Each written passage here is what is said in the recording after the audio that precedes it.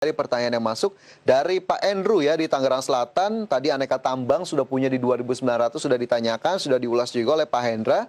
Kita berlanjut ke saham berikutnya, BBKP sudah punya di 740, jangka panjang sampai dengan akhir tahun 2021, view-nya seperti apa ini? Pak Hendra, silakan. Kalau BBKP ini terus terang menurut saya kurang menarik. Ini sudah, apalagi kalau Anda sudah rugi sekitar 30%, 40%, saran saya sih sebenarnya itu lepaskan aja dulu. Apalagi posisi terakhir secara mingguan, ini sudah mulai turun. Ya kalau apalagi kalau sampai dia di bawahnya bottom box ini 456, ya segera aja nanti Anda harus out dulu. Kalau saran saya, mendingan ini out dulu. Secara jangka panjang pun masih kurang bagus. Oke, out terlebih dahulu, jangka panjang kurang bagus, potensi pelebaran harganya juga sudah terlihat cukup besar. Ini hari ini BBKP ditutup di 468, meskipun naik 3,54%. Pak Andrew, silakan saja dicatat untuk menjadi tambahan acuan. Sementara itu satu saham perbankan lainnya, BMRI. Nah ini apakah cukup menarik dengan posisi di 6.650, Pak Hendra? 650. Kalau 650 ya berarti kurang lebih kan rugi sekitar 10%-an, masih oke. Ini pada dasarnya ini perbankan ini juga mengalami tekanan yang ini kemungkinan besar masih mengalami tekanan. Ini lihat aja keuntungannya juga mulai berkurang. Jadi Anda mesti harus hati-hati sama perbankan ini. Nah, jadi oleh karena ini secara view-nya kalau saya lihat ini masih ada kemungkinan dia harus nunggu breakout top box-nya di 6850. Ya kurang lebih sekitar 11% lagi. Tapi kalau tidak mampu tembus di atasnya 11,7% ini, ya berarti Anda siap-siap segera lepaskan aja. Apalagi kalau sampai dia bertahan di bawahnya yang low 605950. Jadi bawah 6000, ini sebaiknya Anda out dulu.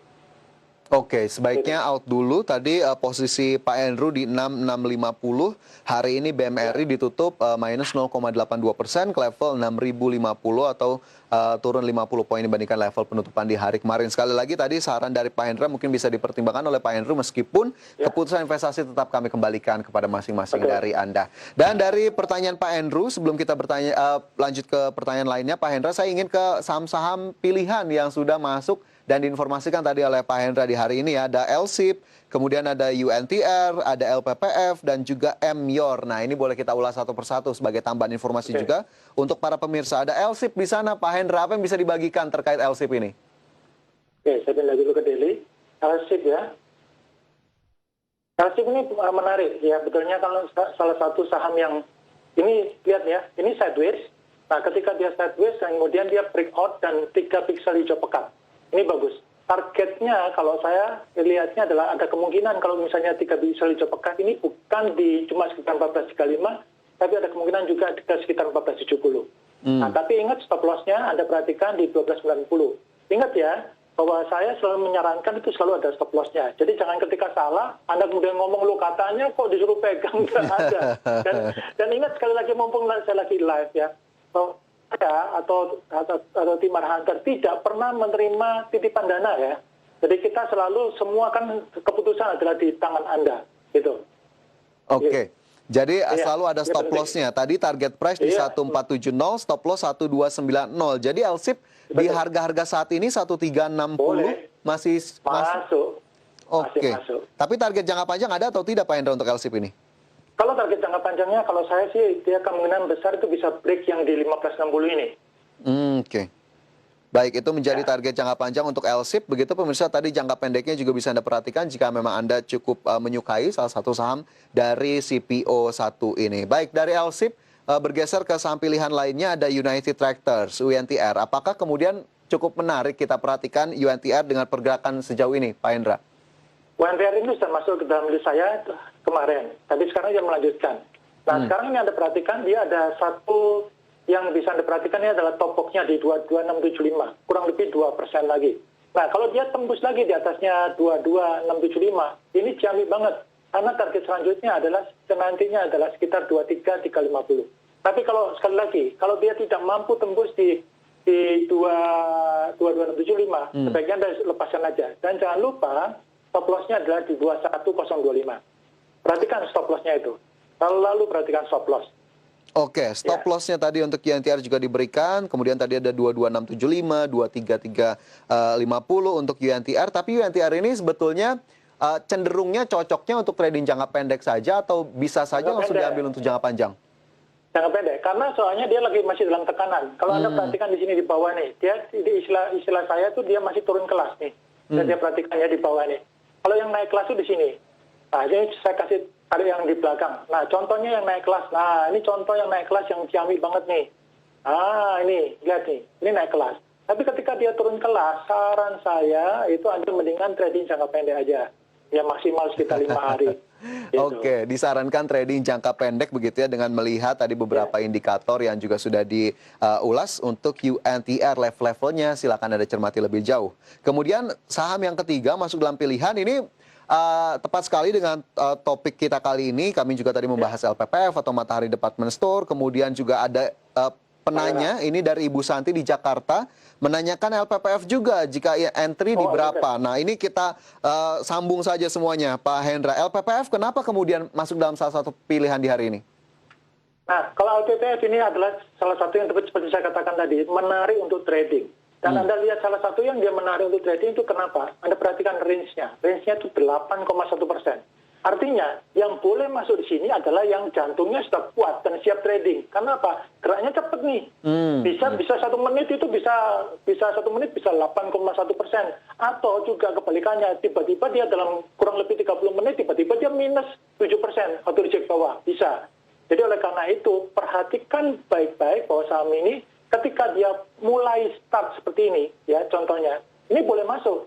Nah, apalagi kalau kemudian dia di atasnya top box 19,5. Wah, ini jamin banget. Tapi kalau sekali lagi, kalau sudah mampu tembus di atasnya 19,5, yang mendingan Anda out aja dulu. Selesai.